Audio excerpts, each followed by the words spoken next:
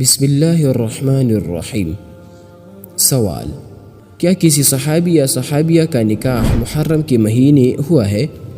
اما فاطمہ کا نکاح کون سی مہینے میں ہوا تھا؟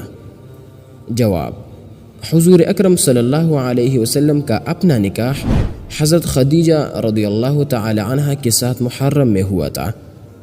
تاریخ الخمیس بحوالہ اشرف الفتاوی، کتاب الایمان والعقائد۔ اور حضرت فاطمہ رضی اللہ تعالی عنہ کا نکاح کس مہینے میں ہوا تھا؟